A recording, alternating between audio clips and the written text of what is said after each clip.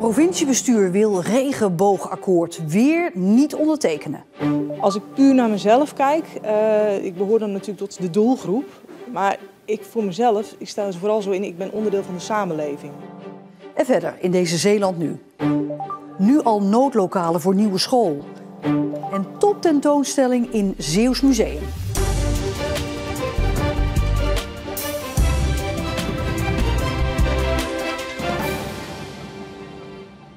Goedenavond. Een motie van de oppositie om het regenboogakkoord toch te ondertekenen heeft het vandaag niet gehaald in Provinciale Staten. Een actief emancipatiebeleid voor de LHBTIQ+-gemeenschap is nog steeds een brug te ver voor de meeste fracties. Voorafgaand aan de vergadering kregen alle partijen nog een brief van de 16-jarige Samuel Trebus over het belang van het regenboogakkoord. Het is voor mij en vele andere jonge volwassenen, maar ook zeker ouderen, heel erg belangrijk dat wij ons veilig kunnen voelen als wij op straat of op school zijn. Want de acceptatie is nog lang niet goed.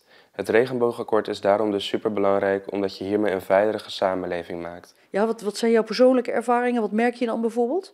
Nou, dat er naar je geschreeuwd wordt, nare woorden, dat je vaker gepest wordt. Als jij als jongen bijvoorbeeld make-up draagt, dat het dan heel erg chockerend is in principe voor de omgeving. En als ik in de Randstad loop en ik doe dat wel, dan is het, oh wat zie je er leuk uit, dan is het heel normaal. Ik ben uit de kast gekomen toen ik 9 jaar oud was, dus dat is echt heel erg jong. Maar ik wist het eigenlijk vrijwel zeker, omdat toen begon het ook een beetje op social media heel erg op te komen. En jongens op YouTube die ook make-up opdoen. En toen dacht ik van, dit is gewoon wie ik ben, dit zijn mijn mensen in principe. En toen dacht ik van, ik ga hier heel erg voor strijden. En bij het provinciehuis staat Simone Gideons. Simone, de brief van Samuel, die heeft dus weinig uitgehaald. Nou, ze waren wel onder de indruk van de brief. Ze steunen de brief ook. Maar de meerderheid van de statenleden zegt, we hebben artikel 1 van de grondwet. Daarin staat dat je niet mag discrimineren. En dat moet voldoende zijn. Er waren dan ook maar 8 stemmen voor de motie en maar liefst 27 stemmen tegen. En soms kwamen die tegenstemmen uit onverwachte hoek. Een van de tegenstemmers was Bertie Steur van de Partij voor Zeeland. Als ik puur naar mezelf kijk, ik behoor dan natuurlijk tot de doelgroep. Maar ik voor mezelf, ik sta er vooral zo in, ik ben onderdeel van de samenleving. En ik wil eigenlijk niet aangesproken worden op van, goh, jij valt op vrouwen. Ik wil gewoon aangesproken worden op wie ik ben. En ik denk door je op een bepaalde manier, op die manier als een groepering op te stellen, dat je jezelf juist toch een beetje apart houdt van. Dat wil ik juist niet. Ik denk dat in sommige gevallen een groep mensen wel extra aandacht nodig heeft. En iedereen is het erover eens, je mag niet discrimineren, artikel 1.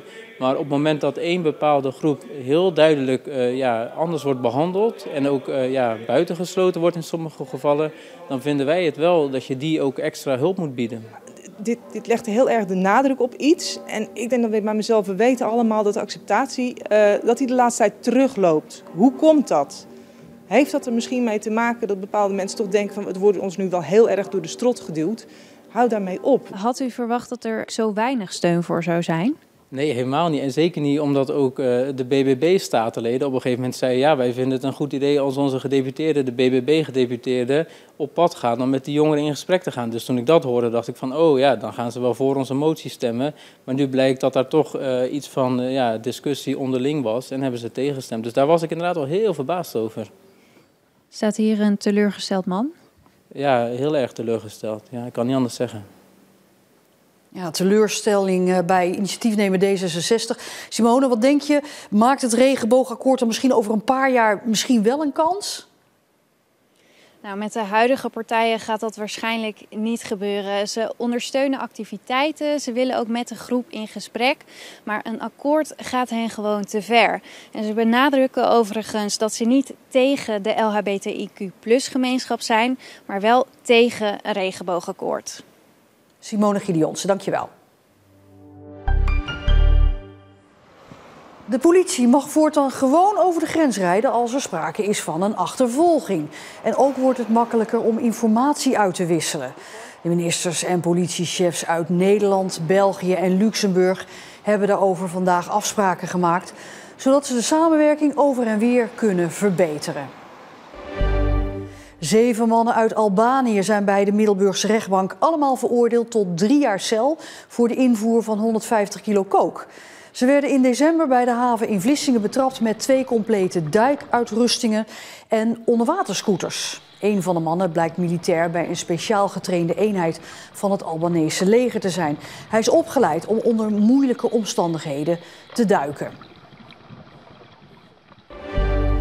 Op het eerste gezicht zou je niet zeggen dat er in dit gebouw les gegeven wordt, maar het Pieter Zeeman Lyceum in Zierikzee gebruikt deze leegstaande drukkerij in het centrum vandaag voor het eerst als noodlocatie. We hebben 5 klaslokalen en daar kunnen ongeveer 30 leerlingen in. Dus totale capaciteit 150, die zijn er natuurlijk niet elke dag, maar dat is wel wat mogelijk is. De extra ruimte was hard nodig omdat het splinternieuwe hoofdgebouw van de middelbare school al bij de opening 1,5 jaar geleden te klein bleek. De middelbare school groeit gewoon te hard. Soms was het in de pauzes wel heel druk dat je bijna geen plaats meer kon vinden. Wij zaten eigenlijk overal en nergens, maar niet in de aula, omdat er gewoon geen plek was. Het is nu gewoon rustig eindelijk. Dus ik ben tevreden. Deze oplossing is voor een jaar, echt een schooljaar. Daarna wordt dit gebouw gesloopt. En na een jaar hebben we een vaste aanbouw bij onze hoofdlocatie erbij. Behalve de discussie over het regenboogakkoord gebeurde er nog meer op het provinciehuis in Middelburg vandaag. Gedeputeerde staten kwamen met hun eerste begroting sinds de verkiezing afgelopen maart. We gaan terug naar het Abdijplein, want daar staat verslaggever Pim van den Bergen. Ja, Pim, zijn er opvallende zaken in deze begroting? Nou ja, hij is in ieder geval groter dan vorig jaar. Toen was hij 306 miljoen, nu 320 miljoen. Dat geld dat komt erin, maar gaat er ook gelijk weer uit. Dat noemen ze een sluitende begroting. Ik pik 2 dingen er voor je uit. Er komt aanzienlijk meer extra geld voor Zeeuws cultureel erfgoed. 2 miljoen euro. Dat is een lang gekoesterde wens van het CDA en de SGP. En de omgevingsdiensten krijgen meer geld. Dat zijn de mensen die fabrieken controleren op gevaarlijke stoffen en milieudelicten. Die hebben het moeilijk. Te weinig mensen, te veel werk. Dus daar moet ook geld naartoe. Ja, zijn er al, Pim, eerste reacties van statenleden? Ja, het is natuurlijk de eerste keer met deze coalitie die voornamelijk uit rechtse partijen bestaat. Dus is het logisch om te vragen aan de grootste oppositiepartij, PvdA GroenLinks, wat zij nu van deze begroting vinden. Wij menen wel een aantal dingen te zien dat we dat merken. Bijvoorbeeld over veranderingen in systemen. Bijvoorbeeld echt een landbouw aanpakken. Nou, meer voorbeelden voor natuur inclusief of andere zaken. We hebben ook bij de cultuur gezien dat er toch gevraagd wordt van, kunnen de mensen niet wat meer voor de kaartjes gaan betalen? Terwijl wij ons dan afvragen, is het wel echt voor elke ziel? We zullen niet nalaten om in ieder geval ons rood-groene geluid dan ook met amendementen of moties te laten horen. Want ook al zitten we op dit moment niet in de Staten of in de college, we zijn wel de tweede partij in de Staten en hebben echt wel het nodige te vertellen over die begroting. Nou, de hele oppositie heeft alle tijd om die begroting eens goed door te kijken en de messen te slijpen. Want als het goed is, komt in november de begroting, wordt die besproken in Provinciale Staten. Pim, dankjewel. Na jaren voorbereiding opent komend weekend de grootste tentoonstelling ooit in het Zeeuws Museum. Het is een overzichtstentoonstelling met het werk van de 17e-eeuwse Zeeuwse kunstenaar Adriaan van der Venne.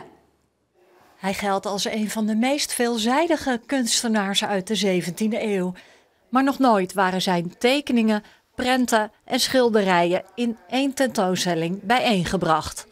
Ik ben gewoon zo ontzettend gelukkig dat het gelukt is. Ook in zijn tijd was hij gewoon heel erg gewaardeerd. En we zijn hem gewoon vergeten. Waarom was hij zo bijzonder? Waarom verdient hij zo'n overzichtstentoonstelling? Omdat Van der Venne eigenlijk een kunstenaar is geweest die allerlei kunstvormen met elkaar gecombineerd heeft. Dus het geschreven woord, beeld en dat op een manier deed die geen enkele tijdgenoot eigenlijk gedaan heeft. Adriaan van der Venne werkte een groot deel van zijn leven in Middelburg. Een van de topstukken van de tentoonstelling is dit schilderij met de stad op de achtergrond. En overal valt iets te zien. Er gebeurt van alles. Er zitten allemaal hele kleine details in. Er zitten grapjes in. Hij schildert zichzelf erin. Dus het is een zoekplaatje. En ondanks dat die stad heel erg anders is, toch is die nog steeds heel herkenbaar. Ik ben zo gefascineerd door zijn werk, door het hele menselijke wat erin zit. Hij heeft vaak dat hij grote ideeën uitdraagt, maar op een hele menselijke manier, met veel humor, met veel oog van detail. Het Zeeuws Museum heeft 6 jaar gewerkt aan deze tentoonstelling. 90 werken komen van tientallen bruikleengevers. De meeste komen uit het Rijksmuseum. We hebben nog nooit iets zo groot gemaakt, echt nog nooit. Dit is, in aantallen is het enorm, maar ook in de hoeveelheid partners waarmee we gewerkt hebben is het enorm. Ja, wat zal ik zeggen? Voor ons uniek. De tentoonstelling trekt al meteen landelijke belangstelling. Een mooi uitgebreid beeld van Adriaan van der Venne. De vergeten kunstenaar, zeg maar, waarvan je kunt zien wat hij allemaal wel niet kon. Schilderen, tekenen, ontwerpen maken voor gravures. Hij heeft ook gedicht. Dat zie je allemaal terug. Ik vind de inrichting heel mooi gedaan. Hoeveel sterren gaat u deze tentoonstelling geven? We doen niet aan sterren, maar zou ik het gedaan hebben, dan geef ik hem gewoon het volle pond. 5 sterren. Ik ben gewoon ontzettend trots en zo ontzettend blij dat het gelukt is om dit voor elkaar te krijgen. Doet dit wat met u? Ja, dit doet heel veel met mij. Ja, dit is voor mij een heel bijzonder moment. En het is wel, dit maak je maar eens in je leven mee. De tentoonstelling is nog te zien tot eind april.